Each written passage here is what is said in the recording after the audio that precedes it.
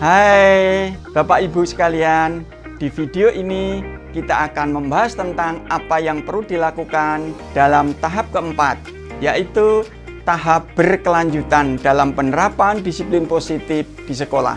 Jadi, pastikan kalau Bapak Ibu sekalian sudah menonton video yang pertama, kedua, dan ketiga.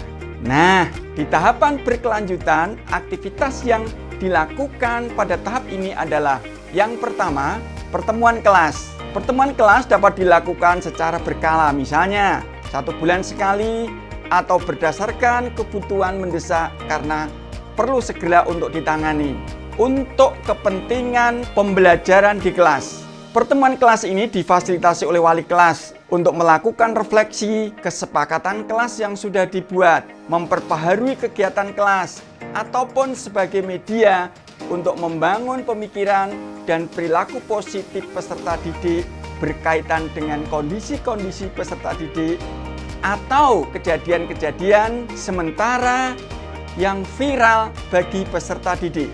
Yang kedua, pertemuan evaluasi dan refleksi. Pertemuan ini dilakukan secara berkala. Para pendidik, tenaga kependidikan yang terkait dengan penerapan disiplin positif di sekolah dapat dilakukan dalam rapat-rapat yang melibatkan pendidik, tenaga kependidikan dengan menjadikan salah satu agenda rapat. Begitu pula dengan aktivitas mereview mekanisme mendidik dan membina peserta didik.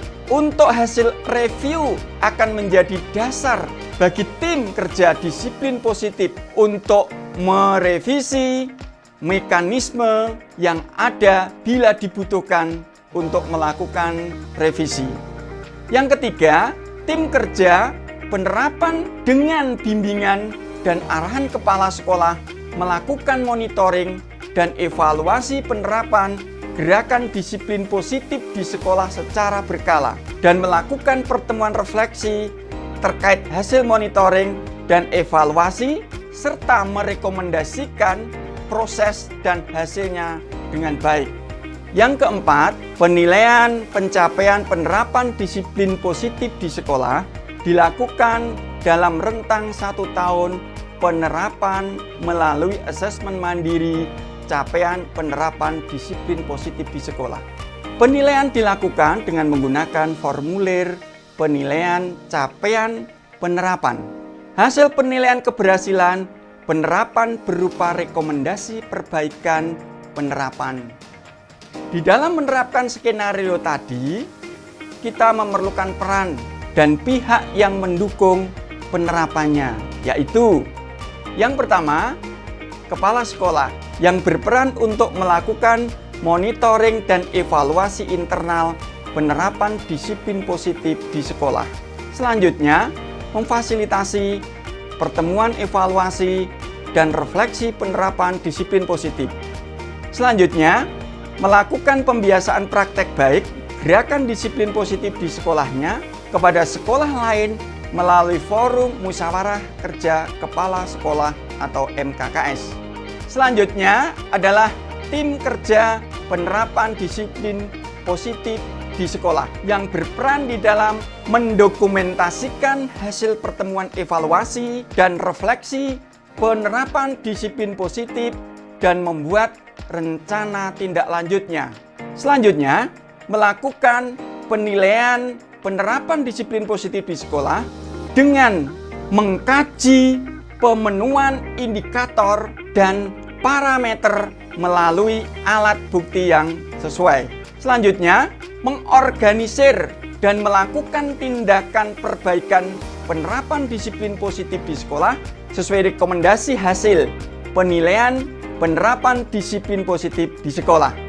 Yang berikutnya adalah wali kelas. Dalam hal ini, wali kelas memfasilitasi pertemuan kelas secara berkala untuk merefleksikan penerapan kesepakatan kelas.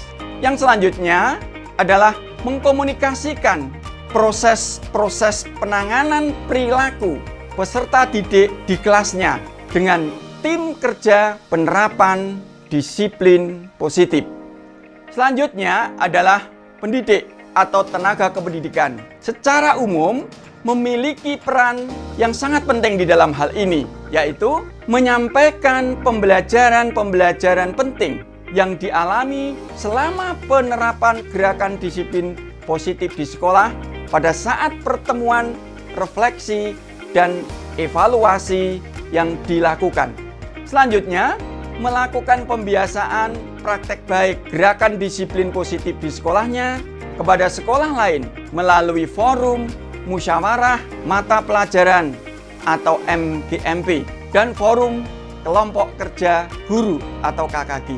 Berikutnya, yang tidak kalah pentingnya adalah komite sekolah, orang tua peserta didik, dan stakeholder sekolah lainnya yang perlu untuk turut terlibat di dalam proses monitoring dan evaluasi berkala pertemuan refleksi penerapan yang dilakukan tim kerja penerapan. Yang selanjutnya, bersama-sama tim kerja melakukan penilaian capaian penerapan gerakan disiplin positif di sekolah. Itulah Bapak Ibu sekalian yang perlu dipersiapkan dalam penerapan di tahap keberlanjutan. Baiklah, Bapak Ibu sekalian, para pendidik semuanya, kita sudah mengenal 4 tahap di dalam penerapan gerakan disiplin positif di sekolah. Tentunya di setiap tahap pasti tidak mudah dan ada tantangan yang akan dihadapi. Hal ini sangat bisa diwujudkan jika dilakukan bersama-sama. Pastikan Bapak Ibu juga punya rekan atau teman untuk saling bercerita dalam menerapkan disiplin positif. Yuk, kita mulai dari diri sendiri dulu dan kita ajak orang-orang di sekitar kita untuk berubah menjadi lebih baik. Selamat berproses Bapak Ibu. Disiplin positif, mendidik tanpa kekerasan.